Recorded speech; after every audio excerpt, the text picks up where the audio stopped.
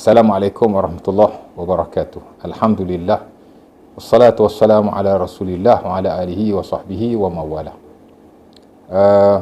Saya nak berkongsi hari ini tentang sunnah Rasulullah sallallahu alaihi wasallam, ya. Satu bab lah daripada bab sunnah Rasulullah SAW bila kita belajar dalam ilmu usul al-fiqh. Di mana ada dua jenis sunnah. Pertama yang disebut sebagai as-sunnah ala-takhyir. Yang kedua disebut sebagai as-sunnah ala-tafdil.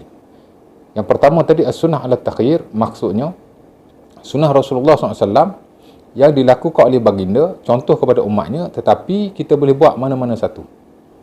Ya. Ini bila kita rujuk dalam bab at-tanawwu'an, diversity, mana kepelbagaian, especially dalam hak ibadah, at-tanawwu'at fil ibadah, diversity in worshipping. Maknanya bila kita nak beribadah kepada Allah, ada setengah-setengah benda tu dia ada tanawwu'an. Hatta dalam hak ehwal yang mubah pun, yang harus.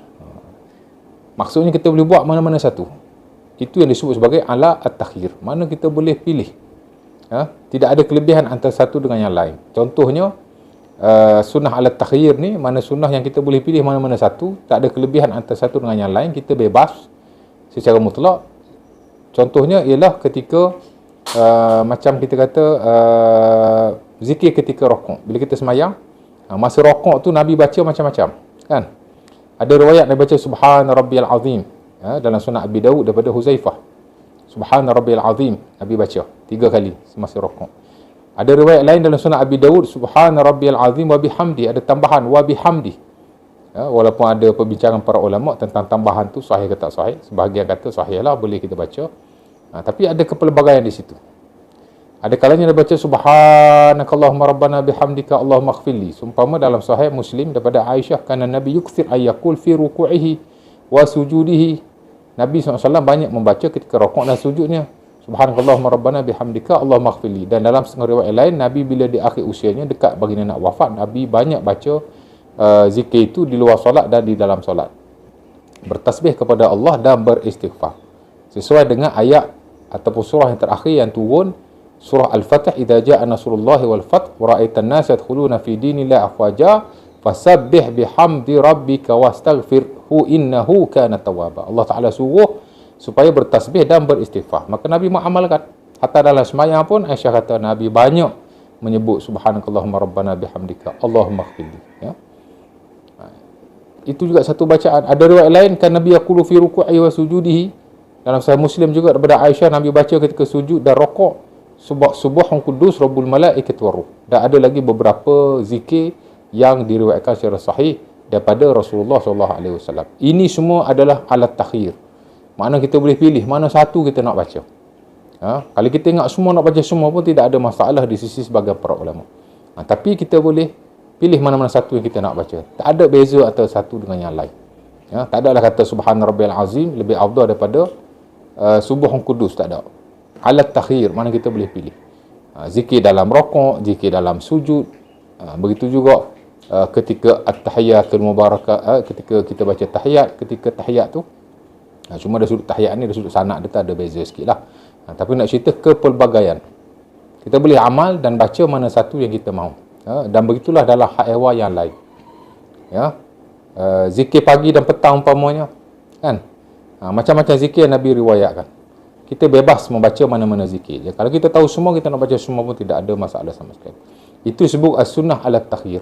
Satu lagi disebut as-sunnah ala tafdil. Maksudnya sunnah juga, kepelbagaian ada di situ.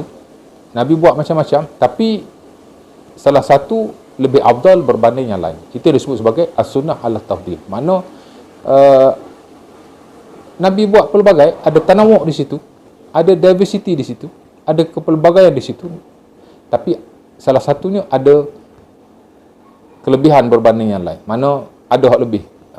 Sebab Nabi nak memudahkan kita, Nabi buat macam-macam dalam satu-satu hal, tapi salah satunya ada kelebihan. Contohnya macam pakaian umpamanya kita pakai, yang dituntut ialah menutup aurat.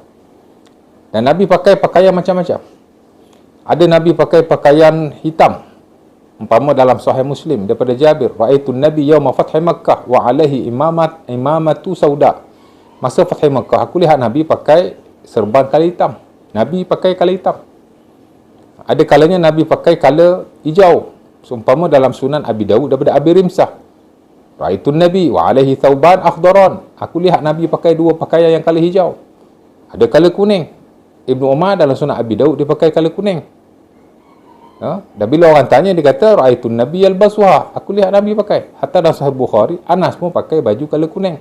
Dan dia ikut Rasulullah SAW. Nabi pernah pakai baju colour kuning. Cuma ada larangan lah, baju kuning ni ada larangan juga. Cuma ulama kata yang larang tu jika baju itu masbuk, mana dicelup. Tapi ada ulama kata tak dilarang juga kerana Nabi pakai kuning. Ya. Jadi itu satu kepelbagaian. Pakaian ni mana boleh kita pakai satu colour saja, kan? Nabi kali ni ada pakai pakaian colour putih. Tapi putih lebih afdal berbanding yang lain. Maksudnya ada kepelbagaian dari sudut pemakaian, warna itu, tapi yang paling afdal putih. Seumpama yang diriwayatkan dalam Sunan An-Nasa'i daripada Ibnu Abbas dan sebagian sahabat yang lain, kata Nabi, ilbasu al-bayad fa innahu khairu siyabikum fa innahu athhar wa atyab wa kaffinu biha mautakum. Nabi kata pakailah pakaian yang putih. Ia sebaik-baik pakaian kamu. Ia lebih suci dan lebih baik. Dan kapankanlah mayat-mayat kamu dengan pakaian putih berkenaan.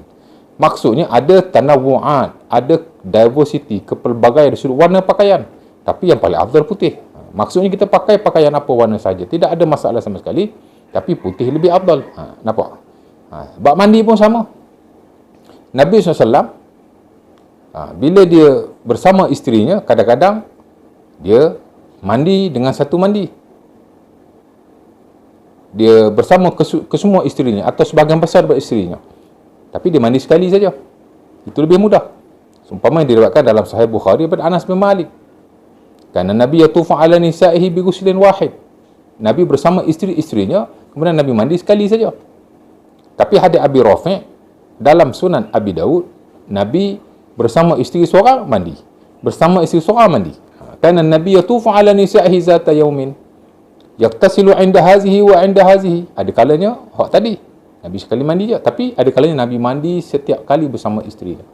Kemudian Nabi berkata hadza atyabu wa atyab wa athhar. Yang ini lebih baik, lebih bersih, lebih suci. Maksudnya bila kita bersama isteri, konon-kononnya kita banyak isteri kan? Ada 3 isteri umpama atau 4, mana tahu ada orang 4 isteri. Dia bersama dengan keempat-empat isterinya. Oh, very strong orang ni. Tapi dia mandi sekali saja. Okey.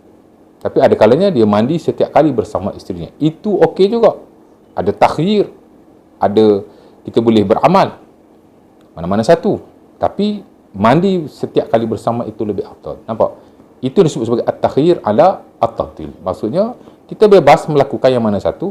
Tapi ada yang lebih afdal dalam hal berkenaan. Itu beza ya. Jadi dua benda ni adalah daripada sunnah Rasulullah SAW dan kita nak kena faham. Dan yang paling penting ialah kita beramal dengan sunnah Rasulullah SAW. Ada sunnah yang kita bebas mengamalkan mana-mana satu. Tidak ada kelebihan antara satu dengan yang lain. Ada sunnah kita juga bebas melakukan. Tapi kita kena tahu yang mana lebih afdal dan kita cuba buat yang lebih afdal seumpama yang telah dicontohkan oleh Rasulullah SAW. Dan ada yang tanya juga, macam mana kita tahu itu lebih afdal sedangkan ia telah dilakukan oleh Nabi kesemuanya. Kita tahu ia lebih afdal kerana Nabi cakap, ini lebih afdal, ini lebih suci, ini lebih baik. Dan kadang-kadang kita tahu juga ia lebih afdal kerana ia dirutinkan oleh Rasulullah SAW. Nabi rutin ni, tapi sekali-sekala Nabi buat juga macam ni, kan? Contoh kita kata macam kencing berdiri lah. Ini pun banyak orang tak faham. Atau banyak juga, ada juga pendakwa kita tak faham. Duk baca hadis yang tak sahih. Katanya kencing berdiri, ada orang tanya saya, ustaz, ada ustaz baca hadis, bukan baca hadis lah, ada ustaz bagi tahu kalau kencing berdiri Allah Taala tak terima ibadah 40 tahun. Allah kesianlah 40 tahun tak terima ibadah. Kan maksiat lain tak ada sampai tahap macam tu. Tiba-tiba kencing berdiri. Lepas tu saya tanya balik, hadis itu sahih ke? Saya tak tahulah, ustaz baca tak sahih kot. Kan? Saya suruh dia tanya balik, hukum kencing berdiri ni haram ke macam mana? Setahu saya dalam ilmu fiqh ni makruh. Makruh dan harus lah, tapi ada perbincangan di situ. Balik pada yang tadi, macam kencing kan, rutin Nabi kencing duduk. Tapi ada waktunya Nabi kencing berdiri tanpa keuzuran. Lepas tu kata Imam Ibn Hajar, Nabi SAW kencing duduk. Ha? Tapi ada kalanya Nabi kencing berdiri nak tunjuk benda tu harus.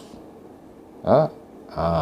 Nak tunjuk benda tu harus. Tapi rutin Nabi kencing berdiri. Sebab itu kencing duduk itu sunnah. Tapi kalau kencing berdiri sekali-sekala itu harus. Tapi kalau dirutinkan jadi makruh jugalah sebab meninggalkan sunnah Nabi. Dan Aisyah beri penegasan dalam Sunan Ibnu Majah, "Man haddatsakum anna Nabi bala qa'iman la tusaddiqu ma bala illa jalisan." Kalau orang kata Nabi kencing berdiri, jangan kamu percaya. Nabi tak pernah kencing berdiri, melainkan dia hanya kencing duduk saja. Maksudnya rutin Nabi lah. Sebab bila Nabi kencing berdiri, sahabat Aisyah tak nampak. Yang riwayat kencing berdiri itu Huzaifah dan Sahih Bukhari atau Muslim. Maksudnya, kan? Rutin Nabi macam ni. Tapi ada masa Nabi buat macam ni, nak tunjuk benda tu harus. Tapi masih dalam konteks, bukan kepelbagaian lah maksudnya. Rutin Nabi tu afdal. Tapi balik pada yang tadi, tanawu'ah tadi, kita tahu dia afdal bila Nabi sebut dia afdal, dan kita tahu juga dia afdal kalau Nabi tak sebut pun dia dirutinkan oleh Rasulullah sallallahu alaihi wasallam. Bila dia dirutinkan oleh Nabi, kita tahulah dia adalah afdal. Jadi itu sikit sebanyak tentang sunnah Rasulullah SAW, di mana ada dua tadi. Saya kata sunnah kita bebas milih mana satu, tidak ada kelebihan antara satu dengan yang lain. Dan satu sunnah lagi ialah kita boleh bebas juga melakukan, tapi ada afdal berbanding yang lain, dan kita cuba buat yang afdal itu, insya-Allah taala. Perkongsian kita tentang sunnah Rasulullah sallallahu alaihi wasallam, mudah-mudahan kita dapat manfaat. Kerana hari ini kita tak boleh tidak perlu mempelajari sunnah Rasulullah SAW. Ya, biar tak banyak pun yang kita amal, janji exactly macam sunnah Rasulullah SAW. Sebab itu Al-Imam Nawawi dalam Riyadhus Shalihin menukilkan kalam Ibnu Mas'ud. Amalan sedikit tapi sunnah lebih baik daripada amalan yang banyak tapi tidak sunnah, malah bid'ah. Tak mau. Insya-Allah taala. Aku qawli hadza, astaghfirullahalazim wa lakum. Assalamualaikum warahmatullahi wabarakatuh.